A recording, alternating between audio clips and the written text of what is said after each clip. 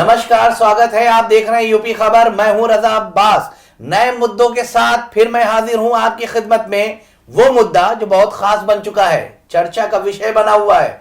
प्रधानमंत्री ने उस योजना को बंद कर दिया है जो कोरोना काल से जारी थी, जो जनता को सीधे राशन देते हुए नजर आ रही थी।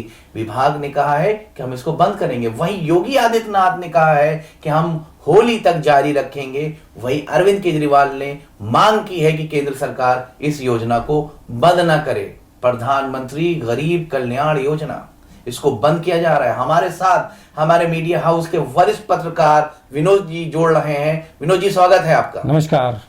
हम आपसे जानने की कोशिश करेंगे कि इस तरह की चीजें जो डिसीजन ले रही है केंद्र सरकार, आगामी 2022 के चुनाव में भारतीय जनता पार्टी को कितना नुकसान होगा। जी देखिए, जब ये योजना शुरू हुई थी प्रधानमंत्री की तरफ से, सेंट्रल गवर्नमेंट की तरफ से, कहीं ना कहीं गरीबों को बड़ी राहत मिलती थी। और जब चुनावी मुद्दे सामने हैं, जब चुनाव सामने है, 2022 का इलेक्शन उत्तर प्रदेश में है, सामने है, ऐसे में इस योजना को बंद करना कहीं ना कहीं बीजेपी के लिए खतरा है। दूसरी बात, अगर आप कहीं फील्ड पर जाएंगे, अगर हम भी रिपोर्टिंग के दौरान जाते हैं तो गरीबों से बात करते हैं, जो नीचे तबके के लोग हैं, जो मजदूरी करके अपना जीवन गुजर बसर करते हैं, उनके लिए ये बहुत बड़ी योजना थी। क्योंकि जब वो सामान, जो खाने पीने का, जो चावल है, राशन है, जो भी है सामान मिलता था सरकारी योजना के तहत, कहीं ना कहीं उनको लाभ मिलता था। लेकिन अब उस योजना को बंद करके कहीं कहीं बीजेपी ने खुद के लिए खाई खोद ली है। तो ये बड़ा इम्पैक्ट पड़ेगा। ये जो योजना को बंद करना, उत्तर प्रदेश में चुनाव है सामने, सारी पार्टियां जो हैं बीजेपी को घेर रही हैं तमाम मुद्दों को लेकर कर। अब एक मुद्दा बीजेपी ने और दे दिया है। विनोद जी, मैं ये रोकना चाहते कि इसको बाकायदा सिर्फ 30 नवंबर तक ही जारी रखे, उसके बाद बंद कर रही है केंद्र सरकार। ये बहुत एक टाइम पीरियड कर दिया है। बल्कि इलेक्शन मतलब मार्च तक अगर इसको जारी रखते तो ज्यादा बेनिफिशियरी रहता भारतीय जनता पार्टी के लिए। मगर इसको 30 नवंबर ही तक जारी रखेंगे, उसके बाद बंद कर देंगे। जी देखिए, बिल्कुल, जैसा कि सेंट्रल गवर्नमेंट की तरफ से एक शासनादेश भी जारी हुआ है कि 30 नवंबर तक हम इस योजना को बंद कर देंगे। लेकिन आपको अगर इसको सियासत के तौर पे देखेंगे, अगर मतलब इसको पॉलिटिकली देखेंगे, तो कहीं ना कहीं बीजेपी का नुकसान है इसमें। आपको बता चुके हैं पहले ही। अब जो गरीब तबके का लोग है, जो महंगाई की मार झेल रहे हैं, उनके लिए और भी दिक्कत का सामना करना पड़ेगा। तो ये जो दिक्कत उनको झेलनी पड़ेगी, वो कहीं ना कहीं डैमेज करेगा बीजेपी का। योगी साफ तौर पे ये जो गरीब कल्याण योजना थी, जिसमें सीधे सीधे गरीब तबके से ताल्लुक रखने वाले इंसानों को फायदा होता था, जनता को फायदा होता था, इस योजना को बंद करने की वजह से आगामी 2022 पॉलिटिकल नुकसान भारतीय जनता पार्टी को होने वाला है। विनोद जी, जरा विस्तार से इस विषय पर आप चर्चा करें। देखिए, गांव गिराव के जो लोग हैं, जो मजदूरी करने वाले लोग हैं, उनकी संख्या ज्यादा है जी। वो सिर्फ उसको देखते हैं जो उनको लाभ पहुंचा। जैसे कि पिछली बार जब लोकसभा चुनाव हो रहा था, जब मोदी ने जब एंट्री मारा था राजनीति उत्तर प्रदेश में, क्या देश की जब राजगद्दी पे बैठने के लिए एंट्री मारा था, प्रधानमंत्री नरेंद्र मोदी ने इसके पहले भी कई ऐसे स्टेप लिए हैं जिसके चलते डायरेक्ट गरीबों तक, डायरेक्ट उन लोगों तक, मजदूरों तक पहुंचे हैं। जैसे कि उनका उज्ज्वला योजना थी, जो गैस सिलेंडर बांट रहे थे। तो ऐसे कहीं ना कहीं जो आप आ रहे हो विनोद जी, मैं आपको रोकना चाहता हूँ। सिलेंडर और जो जिस तरह की स्कीम आपने कहा, गैस की योजना और घर घर कनेक्शन देना, तो मगर उसको बंद करना नहीं, उसको जारी रखा केंद्र सरकार ने। मगर एक चीज ये है कि आज सिलेंडर कितना महंगा हो गया है। अगर आप योजना लेके आए थे तो एक गरीब आदमी किस तरह से उस चीज को झेल रहा है, ये बात अलग है। तो इसी तरह से उसका भी इम्पैक्ट हुआ है। ऐसा नहीं है कि आज जनता कह रही है सिलेंडर महंगा हो गया, भाई पेट्रोल डीजल के साथ सिलेंडर भी महंगा कर दिया। बल्कि ये तो एक अहम योजना थी जो है प्रधानमंत्री की स्कीम में। उसके बाद अभी नया जो खाद्य रसद विभाग से राशन की जो बंदी 30 नवंबर तक की गई, इन तमाम चीजों को अगर आप डिस्कस करें और सोचें तो अभी भारतीय जनता पार्टी जो है वो इलेक्शन में जाने वाली है। कितना नुकसान होने वाला है, इसको आप जरा विस्तार में बताएं। देखिए, जो विपक्ष है इन्हीं सब मुद्दों को लेकर के बीजेपी को घेर रहा है, और बीजेपी ने एक और मौका दे दिया। और अगर हम वोटरों की बात करें तो वोटरों को बीजेपी हमेशा लुभाने का काम किया है। गैस सिलेंडर जो बांटा था, वो डायरेक्ट जो घर की मुखिया होती हैं, महिलाएं होती हैं, उनको ऊपर टारगेट किया था बीजेपी ने। तो वो अपनी तरफ खींचा था बीजेपी ने 2014 के इलेक्शन में। अब जो गैस की बात करेंगे, महंगाई इतनी हो गई है, अब वही उल्टा पड़ गया बीजेपी के ऊपर। दूसरी बात यह है कि जब राशन बंद कर दिया, राशन के जरिए बीजेपी गरीबों को, जो नीचे तबका, जो कि बड़ा वोट बैंक है, उनको साधने की कोशिश कर रही थी। अब वो भी उनसे बिदक गया है। तो कहीं ना कहीं अब बीजेपी के लिए नुकसान है कि अब वो जो इस योजना को बंद करें। हालांकि इस विषय पर मुख्यमंत्री योगी आदित्यनाथ ने कहा है कि हम उत्तर प्रदेश में मार्च तक इस योजना को चलाएंगे, लेकिन अभी इसका कोई प्रमाण नहीं है कि वो चलाएंगे ही। लेकिन अगर हम बात करें बीजेपी की, तो कहीं ना कहीं उत्तर प्रदेश में चुनाव है तो इस पर ज़्यादा फोकस करेगी जो बीजेपी है कि जो ये योजना है इसको बंद की जाए। लेकिन अभी ऐसा कुछ अब्बास जी देखने को नहीं मिला है, क्योंकि सेंट्रल गवर्नमेंट की तरफ से इस पूरी योजना को 30 नवंबर तक बंद करने का आदेश आ गया है। तो ऐसे में ये बहुत बड़ा घाटा होगा बीजेपी के लिए कि जो इस योजना को बंद कर रही है। ऐसे वैसे भी आपको बात जी बताऊं, ऐसी बहुत कम ही योजना ऐसी हैं जो बीजेपी के पास है, और भी जो योजना पिछले चली आ रही उस पर इम्प्लीमेंट भी नहीं कर पा रही बीजेपी। अभी जैसे उज्ज्वला योजना का बात किया था उन्होंने, गैस सिलेंडर बांटा था।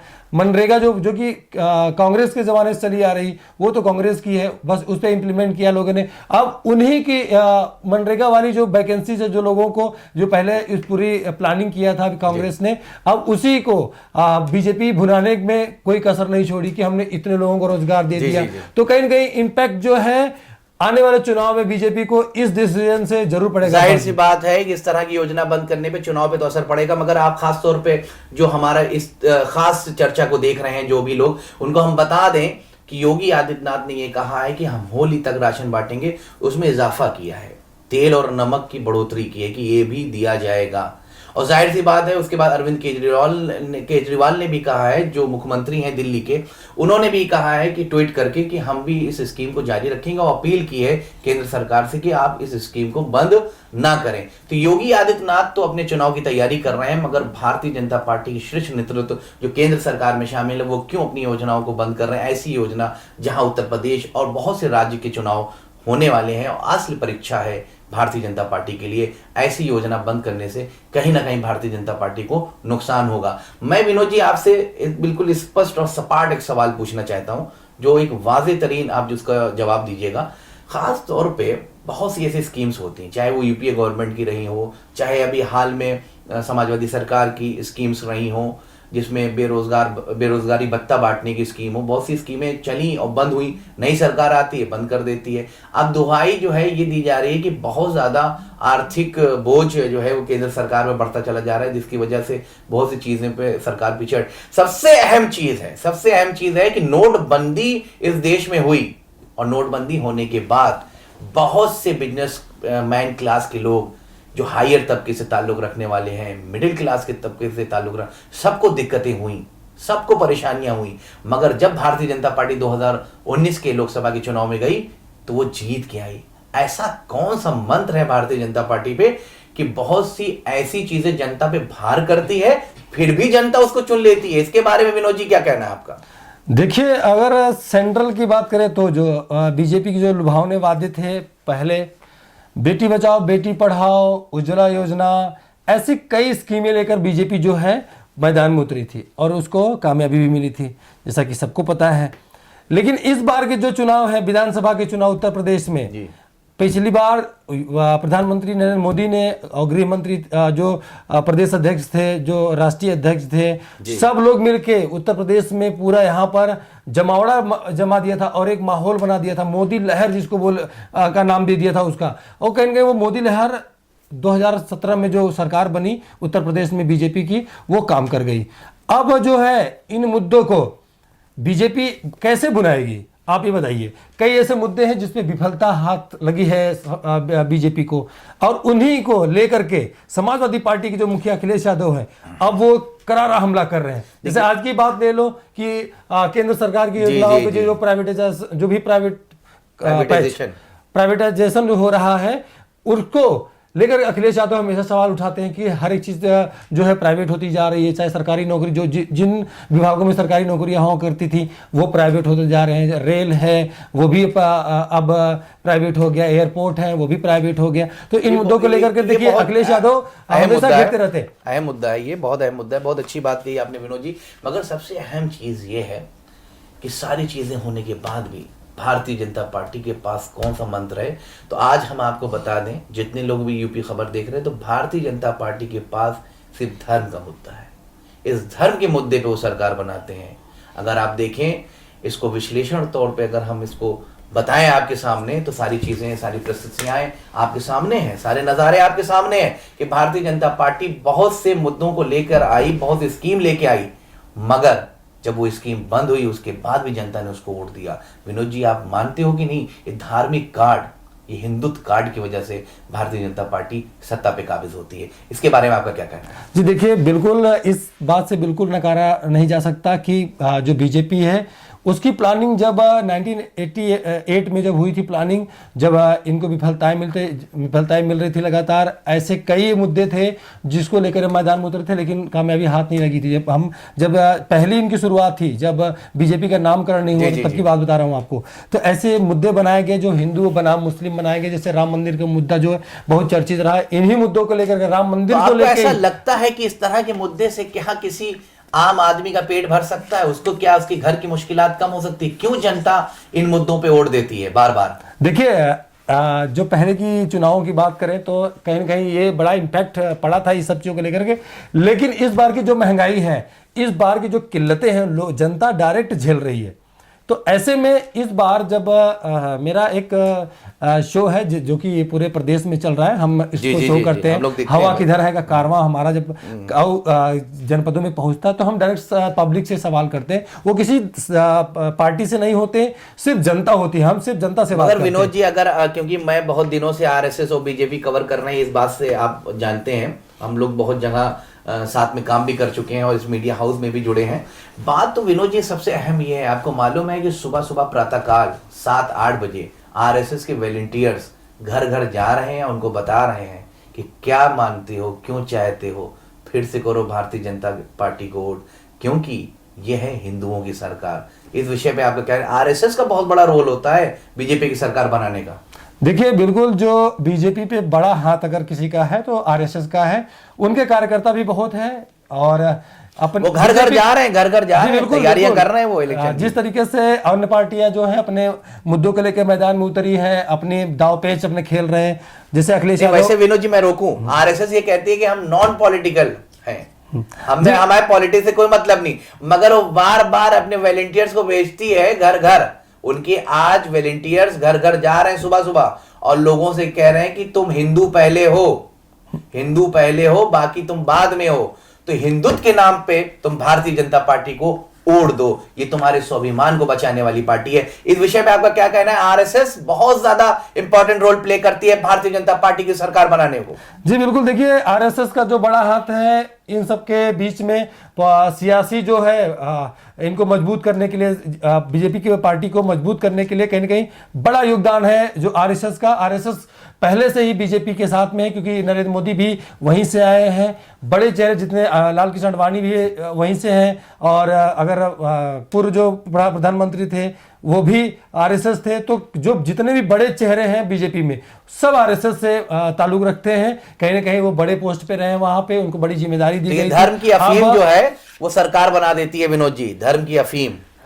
बिल्कुल, लेकिन इस बार आपको बता दें कि जो नीचे तबके के लोग हैं जो इस बातों में आ जाते थे कि धर्म पहले है फिर बाद में सब सारी चीजें हैं, लेकिन धर्म से पेट नहीं भरता। बात मैं आपको बताऊं, ये मेरा कहना नहीं है, ये जनता का कहना है कि धर्म से पेट नहीं भरता। राम मंदिर बना, हमारी आस्था है राम मंदिर, बिल्कुल, लेकिन हम इसको जब हमारा पेट नहीं भरेगा तो हम आगे कैसे बढ़ेंगे? हमारे जब बच्चे पढ़ नहीं पाएंगे तो हम कैसे आगे बढ़ पाएंगे? कब तक आप कैप्सूल दोगे?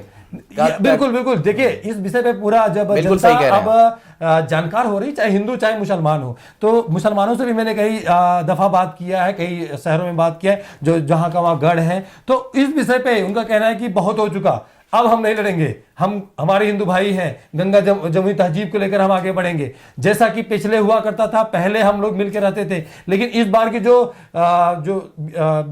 विरोध का जो विषाद है उसको नहीं बिछने देंगे।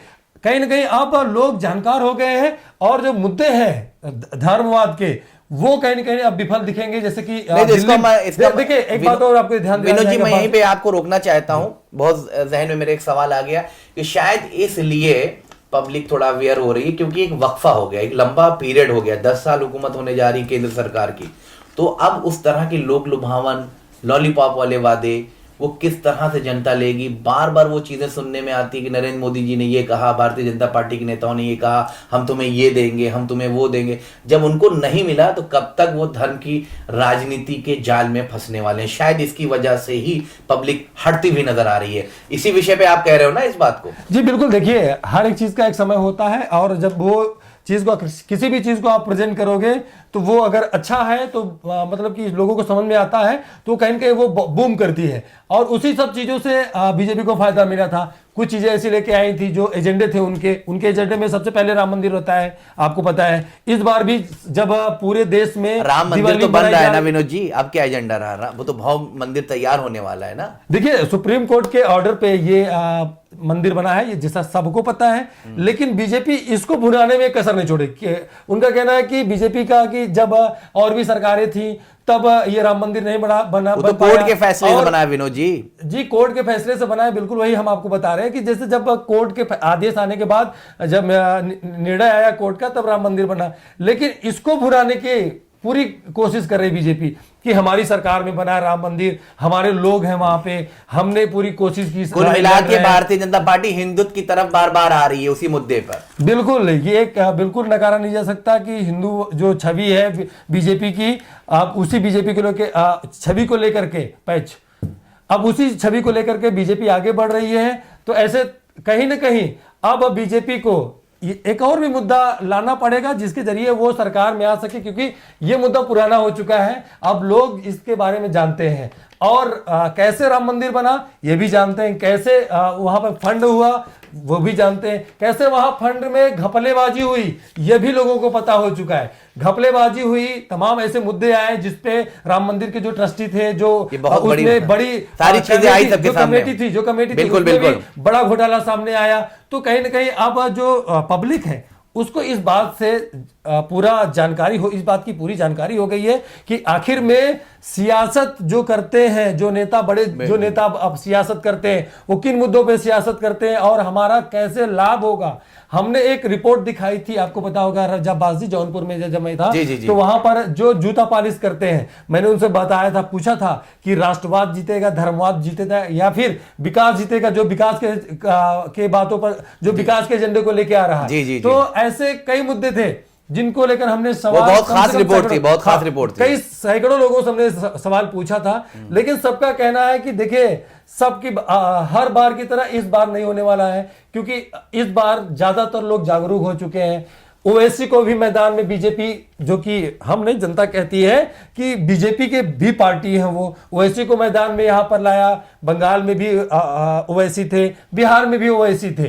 तो ये जो फैक्टर है, जो ओवैसी अपने मन से मुसलमानों को एक तरफ करने की बात करते हैं और बीजेपी अपने मन से दूसरी तरफ करने की बात करती है, तो इस कहीं ना कहीं मुद्दे को अब जनता के बीच में जो पूरा इसका निचोड़ होता है वो जनता जान चुकी है। तो कहीं ना कहीं अब एक और एजेंडा बीजेपी को लाना पड़ेगा। ऐसे जैसे कई योजनाओं के साथ में बीजेपी आई थी, हम किसानों के लिए ये कर देंगे, उनकी आय दुगनी कर देंगे, किसानों को सबसे बड़ी प्राथमिकता देखिए, प्राथमिकता की बात तो छोड़ दीजिए, पिछले एक साल से जो किसान है वो धरने पर बैठा हुआ है, ये बहुत बड़ा डैमेज है। पहली बात बीजेपी के लिए, पूर्वांचल में भी किसान नाखुश हैं, खाद के लिए लाइन में लगे हैं, उनको सींचने की जो मशीन होती है खेती करने के लिए वो भी नहीं मिल पा रहे। इलेक्ट्रिसिटी जो बिल है वो अपनी भरपाई नहीं कर पा रहे हैं, क्योंकि इतने ज्यादा बिल आ रहा है लोगों को। तो किसान जो वर्ग है वो नाराज है कहीं ना कहीं बीजेपी से।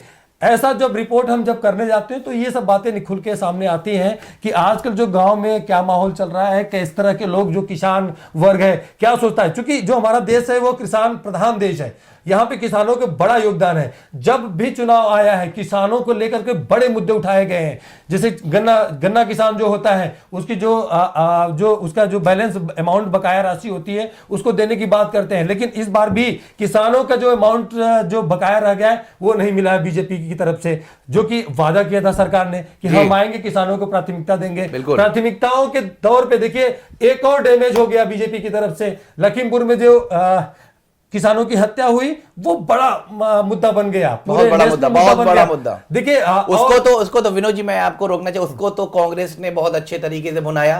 पंजाब के सीएम को लाकर, छत्तीसगढ़ के कैबिनेट मंत्री कृषि उनको लाकर मुआवजा दिलवाया, उन लोगों को जिनकी जानें वहां पर लखीमपुर खीरी में गईं।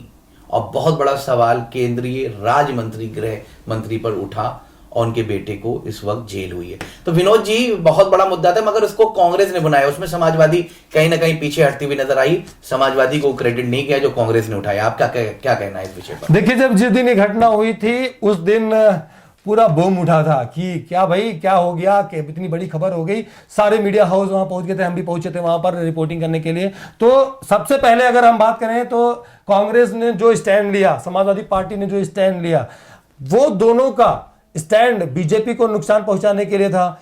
अब जो मैसेज गया कि हम किसानों को मना लिए हैं, लेकिन जो घटना हो चुकी है, जो डैमेज हो गया है, अब उसको कंट्रोल कर पाना बीजेपी के लिए कहीं न कहीं बड़ी चुनौती है। किसानों को खुश करना बीजेपी के लिए सबसे बड़ी चुनौती है। और जो वोटिंग होगी इस बार, किसानों का बड़ा वोट बैंक होता है, चाहे विनोद जी बिल्कुल डैमेज हुए। लखीमपुर खीरी के वाकये के बाद डैमेजेस बहुत हुए हैं भारतीय जनता पार्टी को, इससे कोई इंकार नहीं कर सकता। राजनीतिक पंडित भी यही कहते हुए नजर आ रहे हैं। मगर सबसे अहम बात है कि अयोध्या में दीप उत्सव हुआ, दीप उत्सव में लाखों दिए जलाए गए, भव्य नगरी को बिल्कुल अच्छे तरीके से सजाया गया, उसी तरीके से जैसे रामायण में उसका वर्णन है।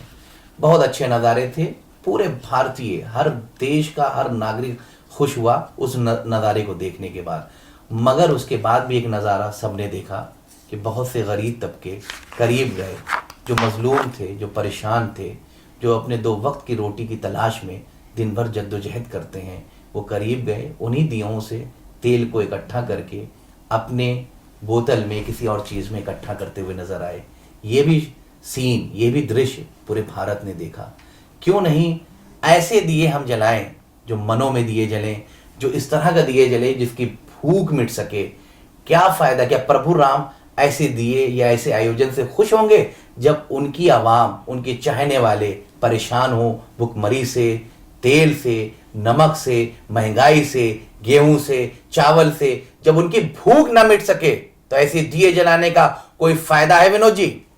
जी देखिए, बिल्कुल बीजेपी जब से सरकार में आई है तब से जो उसके एजेंडे हैं बिल्कुल क्लियर है। राम मंदिर हो जाए, चाहे काशी विश्वनाथ मंदिर हो जाए, या फिर केदारनाथ मंदिर हो जाए। आपने वो नजारा देखा होगा? बिल्कुल, मैंने वो नजारा आपको मालूम है वो दिल को गमजदा करने वाला नजारा था कि कैसे गरीब तबका वहां करीब गया है और दियों से तेल को इकट्ठा कर रहा है। लोगों ने पूछा, शायद आपकी भी टीम थी, आपने भी सवाल किया वहां पर, ये आप लोगों ने पूछा कि ये तेल क्यों लेके जा रहे हो? 200 रुपए किलो, 200 रुपए किलो में तेल है।